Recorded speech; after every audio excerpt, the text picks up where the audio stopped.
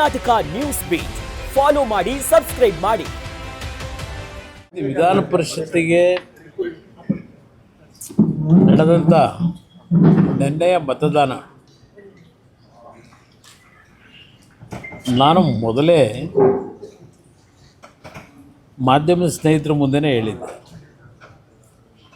ಮನಿ power, muscle power ಇದೆಲ್ಲ ಏನು ಹೇಳಿದ್ದೆ. ನಾನು ಚುನಾವಣೆ ಗೆಲ್ತೀವಿ ಅಂತಕ್ಕಂಥ ದೃಷ್ಟಿಯಿಂದ ಅಭ್ಯರ್ಥಿ ನಿಲ್ಲಿಸಿದ್ದಲ್ಲ. ನಾನು ಪಕ್ಷದ ವತಿಯಿಂದ ತೀರ್ಮಾನ ಮಾಡೋದಕ್ಕಿಂತ ಮುಂಚೆ ಈ ದಿನಾಂಕ ನಿಗದಿಯಾದ ಮೇಲೆ ಮನೆಯಲ್ಲೇ 2 ಸಭೆಗಳನ್ನು ಮಾಡಿದೆ. ಎಲ್ಲ ಶಾಸಕರನ್ನ ಎಕ್ಸೆಪ್ಟ್ ಒಬ್ಬರು, ಈ ಜಿಲ್ಲೆಯವ್ರನ್ನ ಬಿಟ್ಟು, ಕೆಲವರು ಆಗಲೇ ಸುಮಾರು 1-1.5 ವರ್ಷದಿಂದನೇ ಕಾಲು ಹೊರಗಿಟ್ಬಿಟ್ಟವ್ರು. 2 ಕಾಲನ್ನು, 1 ಕಾಲಲ್ಲ 2 ಕಾಲು ಇಟ್ಕೊಂಡವ್ರೆ. ಅವ್ರಿಗೆ ಬೇಕಾದಂಥ ಸಂದರ್ಭದಲ್ಲಿ ಹೇಳಿಕೆಗಳು ಕೊಟ್ಕೊಂಡು ಬಂದಿದ್ದಾರೆ.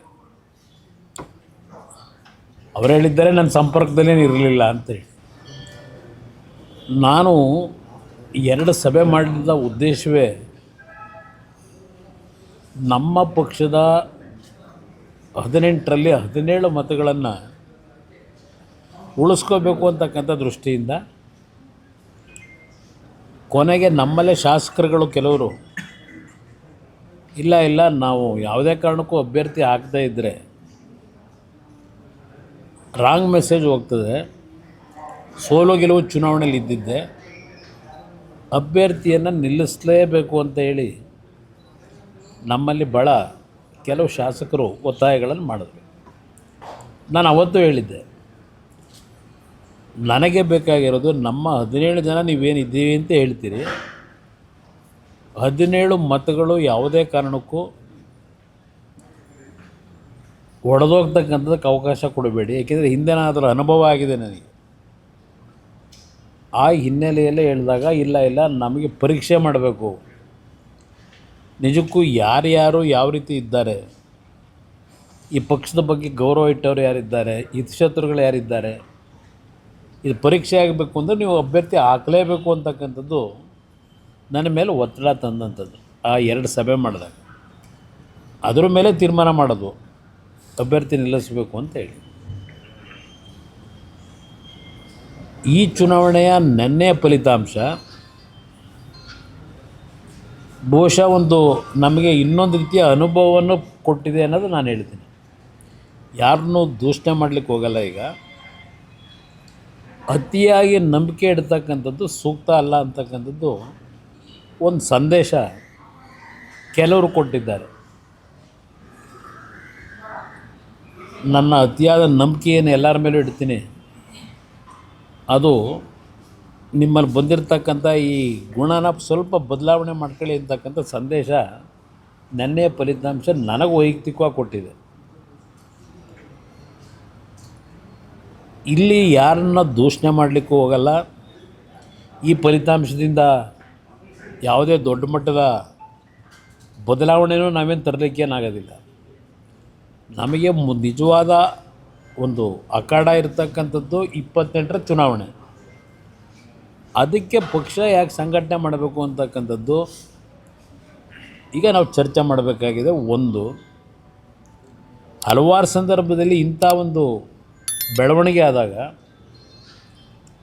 ಈ ಪಕ್ಷ ಉಳಿಸಿ ಬೆಳೆಸ್ಕೊಂಬಂದಿರತಕ್ಕಂಥದ್ದು ಕಾರ್ಯಕರ್ತರೇ.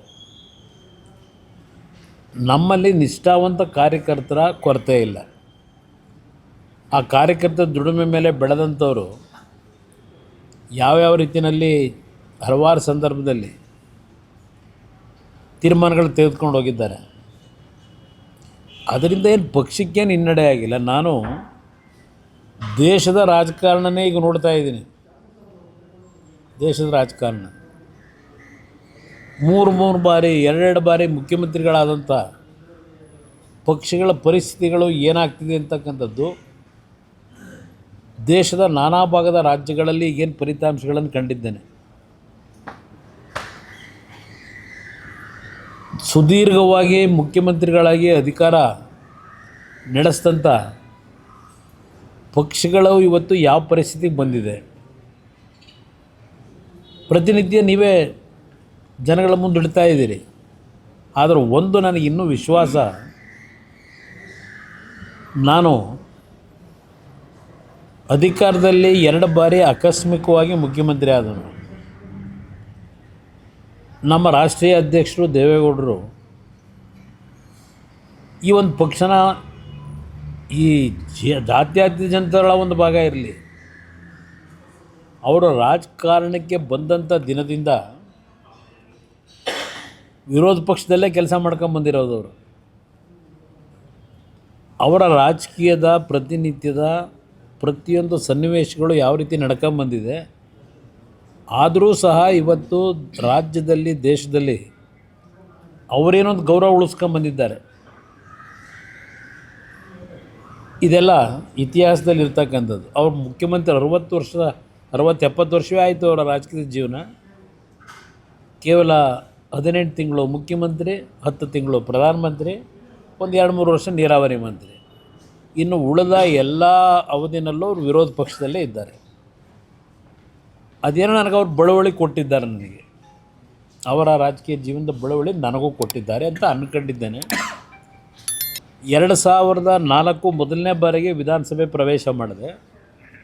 ಅಲ್ಲಿಂದ ರಾಜ್ಯದ ರಾಜಕಾರಣದಲ್ಲಿ ನನ್ನ ಒಂದು ಪಕ್ಷದ ಬೆಳವಣಿಗೆಗೆ ನನ್ನ ಕಾರ್ಯಕರ್ತರ ಜೊತೆ ಕೈ ಜೋಡಿಸಿ ಕೆಲಸ ಮಾಡ್ತಕ್ಕಂಥ ಒಂದು ಸನ್ನಿವೇಶಗಳು ನನಗೆ ಪ್ರಾರಂಭ ಆದಂಥದ್ದು. 2007 ನಂತರ ಈ ಪಕ್ಷದ ಮುನ್ನಡೆಸ್ಕೊಂಡು ಹೋಗ್ತಕ್ಕಂಥದ್ದು ಸ್ವಲ್ಪ ನನ್ನ ಹೆಗಲ ಮೇಲೆ ಬಿತ್ತು. ದೇವೇಗೌಡರು ಎಲ್ಲೆಲ್ಲಿ ಅವರ ಒಂದು ಶಕ್ತಿ ತುಂಬಬೇಕು ತುಂಬ್ಕೊಂಬಂದಿದ್ದಾರೆ. ಆದರೆ ಕಳೆದ 20 ವರ್ಷದಲ್ಲಿ ಸುದೀರ್ಘವಾಗಿ ಈ ಪಕ್ಷದ ಕಾರ್ಯಕರ್ತರ ಸಂಘಟನೆ ಜೊತೆಗೆ ಪಕ್ಷಕ್ಕೆ ಆರ್ಥಿಕವಾಗಿ ಶಕ್ತಿ ಇಲ್ಲದೇ ಇದ್ದರೂ ಈ 20 ವರ್ಷ ಈ ಪಕ್ಷ ಇನ್ನೂ ಈ ರಾಜ್ಯದಲ್ಲಿ ಒಂದು ಅಸ್ತಿತ್ವ ಇಟ್ಕೊಂಡಿದೆ ಅಂತಕ್ಕಂಥದ್ದನ್ನಾದರೂ ನಾನು ಕಾರ್ಯಕರ್ತರ ಜೊತೆಗೂಡಿ ಇಲ್ಲಿವರೆಗೆ ಉಳಿಸ್ಕೊಂಬಂದಿದ್ದೇನೆ. ಬೇರೆ ರಾಜ್ಯಗಳಲ್ಲಿ ಏನು ನಡೀತಾ ಇದೆ ಅಂಥ ಒಂದು ಪರಿಸ್ಥಿತಿಗಳು ನನ್ನ ಪಕ್ಷಕ್ಕೆ ಒಂದು ಸಣ್ಣ ಅವಧಿನಲ್ಲಿ ಕೆಲವು ಮೈತ್ರಿ ಹೆಸರಿನಲ್ಲಿ ರಾಜ್ಯ ಆಳಿದ್ದು ಬಿಟ್ಟರೆ ಒಂದು 18 ತಿಂಗಳು, ಒಂದು 14 ತಿಂಗಳು ಇನ್ನೂ ಈ ಪಕ್ಷದ ಗೌರವ ಉಳಿಸಿದ್ದೇವೆ. ನಾನು ಸ್ವಲ್ಪ ಅಲ್ಪ ಮಟ್ಟಿಗೆ ಜನಗಳ ವಿಶ್ವಾಸ ಇಟ್ಕೊಂಡಿದ್ದೇನೆ. ನಿಜವಾದ ಅಗ್ನಿ ಪರೀಕ್ಷೆ ನಮಗೆ ಆಗ್ತಕ್ಕಂಥದ್ದು 2028. ಹಣಬಲ ತೋಳ್ಬಲದ ವಿರುದ್ಧವೇ ಚುನಾವಣೆ ನಡೆಸಬೇಕು. ನಾವು ಅವರ ಮುಂದೆ ಆರ್ಥಿಕವಾಗಿ ಈಗಿನ ರಾಜಕೀಯದ ಒಂದು ವಾತಾವರಣ ಇದೆಯಲ್ಲ, ಅವ್ರಿಗೆ ಸರಿಸಾಟಿಯಾಗಿ ನಾನು ನಿಲ್ತೀನಿ ಅಂತಕ್ಕಂಥದ್ದು ಏನು ಭ್ರಮೆ ಇಲ್ಲ ನನಗೆ. ಆದರೆ ಒಂದು ವಿಶ್ವಾಸ, ನನ್ನ ಕಾರ್ಯಕರ್ತರು ನಿಷ್ಠಾವಂತ ಕಾರ್ಯಕರ್ತರಿದ್ದಾರೆ. ಶಾಸಕರಾಗಿ ಎಲ್ಲಿ ಹೋಗ್ತಕ್ಕಂಥದ್ದು ಈ ಪಕ್ಷದಲ್ಲಿ ಹಲವಾರು ಪ್ರಕರಣಗಳು ಹಿಂದಿಂದ ನಡ್ಕೊಂಬಂದಿದೆ. ಆದರೂ ಕಾರ್ಯಕರ್ತರು ಈ ಪಕ್ಷ ಏನು ಉಳಿಸಿದ್ದಾರೆ. ಈಗಲೂ ಹೇಳ್ತೀನಿ, ಈ ಪಕ್ಷ ಉಳಿಸ್ತಕ್ಕಂಥದ್ದಕ್ಕೆ ನನ್ನ ಕಾರ್ಯಕರ್ತರು, ನಾನೇನು ಅವ್ರಿಗೇನು ಅಧಿಕಾರ ಕೊಟ್ಟಿಲ್ಲ, ಅವ್ರಿಗೆ ಯಾರಿಗೂ ದುಡ್ಡು ಮಾಡಲಿಕ್ಕೆ ಅವಕಾಶ ಕೊಟ್ಟಿಲ್ಲ. ಅಂಥ ಕಾರ್ಯಕರ್ತರೇ ಇನ್ನೂ ಈ ಪಕ್ಷದಲ್ಲಿ ಉಳ್ಕೊಂಡಿರ್ತಕ್ಕಂಥದ್ದು. ಇಲ್ಲಿ ಕಾರ್ಯಕರ್ತರ ದುಡಿಮೆ ಮೇಲೆ ಬಂದು ಕೆಲವರು ಪಾಪ ಅವರವರ ವೈಯಕ್ತಿಕವಾದಂಥ ನಿರ್ಧಾರಗಳು ಮಾಡ್ಕೊಂಡು ಏನು ಹೋಗ್ತಾರೆ. ನನಗೆ ನೆನ್ನೆ ಚುನಾವಣೆಯಲ್ಲಿ ಯಾರು ಕ್ರಾಸ್ ಔಟ್ ಮಾಡಿದ್ದಾರೆ ನನ್ನ ಹತ್ರ ಸಂಪೂರ್ಣ ಮಾಹಿತಿ ಇದೆ, ಸಂಪೂರ್ಣವಾದ ಮಾಹಿತಿ ಇಟ್ಕೊಂಡಿದ್ದೇನೆ. ಅದರಿಂದ ನಾನೇನು ವಿಚಲಿತನಾಗಿಲ್ಲ. ಯಾರ್ಯಾರು ಕ್ರಾಸ್ ಔಟ್ ಮಾಡಿದ್ದಾರೆ ಅಂತಕ್ಕಂಥದ್ದು ಮೊದಲೇ ನಾನು ನಿರೀಕ್ಷೆನೂ ಇಟ್ಕೊಂಡಿದ್ದೆ, ಅದು ಯಾರಿಂದ ಹೋಗುತ್ತೆ ಅಂತ ಇದೆ. ಅದರಿಂದ ಇದೇನು ಈ ಚುನಾವಣೆಯ ಫಲಿತಾಂಶ, ಕ್ರಾಸ್ ಔಟಿಂಗು ನನಗೇನು ಯಾವುದೇ ರೀತಿ ಆಘಾತ, ಅಚ್ಚರಿ ಯಾವುದೂ ಉಂಟು ಮಾಡಿಲ್ಲ. ಮೊದಲೇ ನನಗೆ ಇದರ ಅರಿವು ಇಟ್ಕೊಂಡಿದ್ದೆ. ಅದರಿಂದ ನಾನು ಹೆಚ್ಚಿಗೆ ಈ ಚುನಾವಣೆಯಲ್ಲಿ ನಮ್ಮ ಮನೆ ದೇವಸ್ಥಾನಕ್ಕೆ ಹಾಕೋದೆ ಆರಾಮಾಗಿ.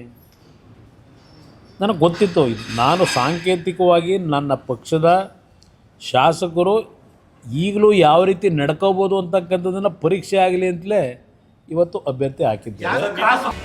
ಕರ್ನಾಟಕ ನ್ಯೂಸ್ ಬೀಟ್ ಫಾಲೋ ಮಾಡಿ, ಸಬ್ಸ್ಕ್ರೈಬ್ ಮಾಡಿ.